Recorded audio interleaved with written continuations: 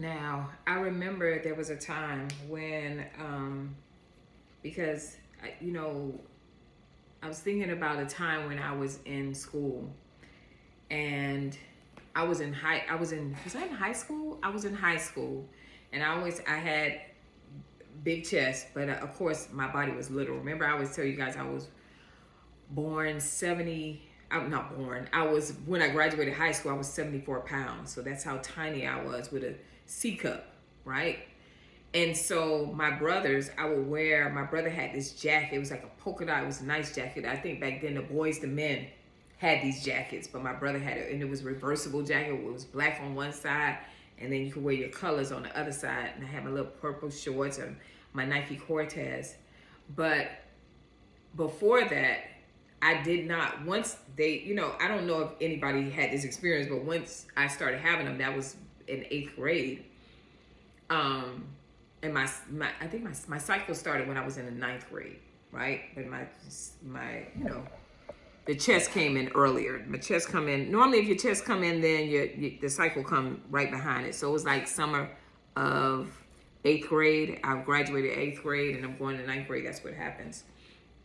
And I remember I was outside playing football with my brothers, right? They was playing football, and I was like, "Oh, I want to get in, please, please." And my brothers was like, "Man, with them, you go sit down with them nickels on your chest," or something like they said.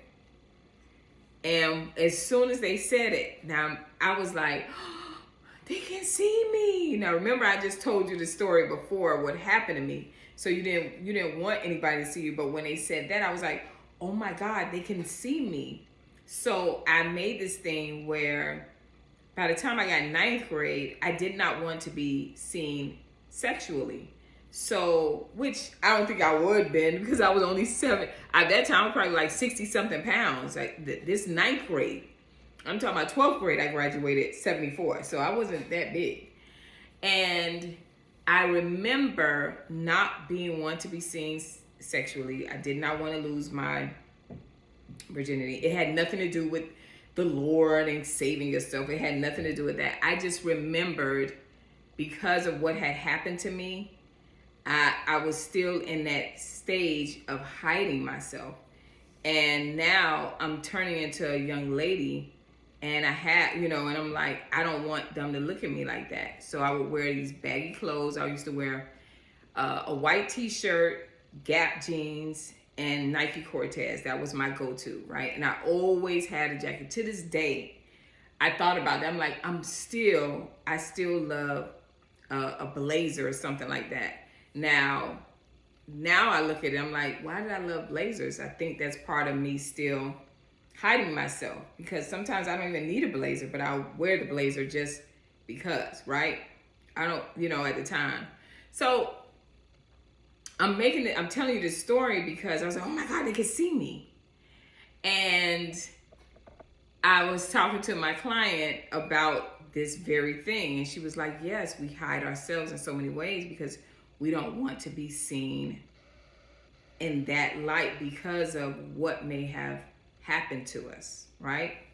So now let's go ahead and dive into how heavy that is in your life, right? Because now let's think about our hair. Some of us went to school, some of us didn't have long hair. Some of us went to school and we came from poor families. My family didn't have money. We didn't have a car. We had the worst house on the block. So I was picked on. I was bullied. That's how I became a bully. I was picked on. They called me pee girl, all these crazy things. Kids can be very horrible, right? Very bad. And I always hid myself, right?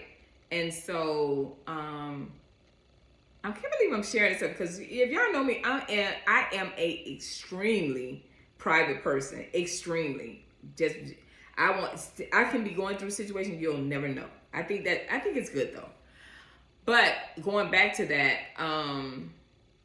I remembered being bullied. So I'm talking to some of you ladies who were in school, were in junior high, or you were the girl that never had hair, or you were the girl that had that cotton hair, or you were the girl that had the curly Indian hair, right? Or you were the girl that your mom could never do anything with your hair, or maybe you had a mother or a father, or you were in a family where someone was on drugs. You were not kept well, right? So then you turn into this person where, when I get some money, you know what I mean, I am going to let them see me. They are going to see me. You see what I mean? You understand what I'm saying? And we come out of that situation, but what we don't realize is that we still have that little girl, that unhealed little girl within us. And so even though what happens a lot of times with us, and I can only speak for myself and my peers that I knew clients that had, didn't have hair, or had short hair. No matter what they did, they were like, no matter what I did, it happened. I had this bad hair, and I'm like, I don't think that you have bad. I think bad hair, you hear me say bad hair is when you don't have any hair. But I think that because things that happened to us so early on, we never gave our hair or our skin or different things about us any chance. Let's say if you were a person that went through school and you had acne real bad, so you just keep putting makeup on. Now you're a grown woman and you're still doing the same attribute, or carrying the same standards and doing the same thing to yourself over and over again, hoping for a different result. But it's never going to be a different result, because you need to work on your skin. Same thing with your hair. So I find myself many a times now when I'm talking to clients who have not really embraced their natural beauty, their natural hair. They don't understand their hair. They don't know what their hair needs. They don't understand the ingredients that the hair needs. They haven't studied their hair, but they can tell you about a wig. We can tell you about some weave. We can tell you, honey, deep wave will be the hairstyle for that. We can do the study on it. And then when we buy the hair, we're going to spend some money. We're going to spend some money, and no one can tell me we're not, because I used to sell hair and do installations. So I know about the $1,000 tickets, right? So when you will go to the extreme just to make sure no one ever sees your hair, that's you not only just hiding yourself, that's actually you constantly every day with that unhealed little girl living out that trauma. That trauma, whatever it was for you, is right there, and you haven't healed from it. You may think you've healed from it because you may have accomplished things in life. You know what I mean? You have this great family, or great husband, or great marriage, right? Or you may have your career has taken off. You're a boss chick. You may have all those things, but somewhere you are still carrying that, and you think you're not. And I know you think you're not, because I felt like me going through being violated when I was a kid, because it wasn't as dramatic as some of my friends or some of the people I know that went through that I was healed from, and I was good. But I realize now, right, at age 51, that, whoa, no, you weren't healed. Matter of fact, that's been popping up in all of your relationships. Feeling the abandonment of not being able to go to someone and tell my mother or tell my dad what was going on at that time.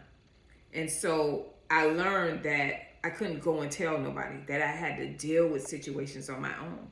I've been in survival mode since I was a little girl. And I know that's like so hard to believe. And a lot of you have been in survival mode since you were a little girl. And so here you are in your 30s, in your 20s, in your 40s, in your 50s, in your 60s, never even experiencing wearing your own hair. I know y'all like, what? No, never experiencing wearing your own hair. I have a video that I'm going to do. It's called My Costume Looks Better Than Me. But when you think about that, that is you hiding and not ever facing the situations, right?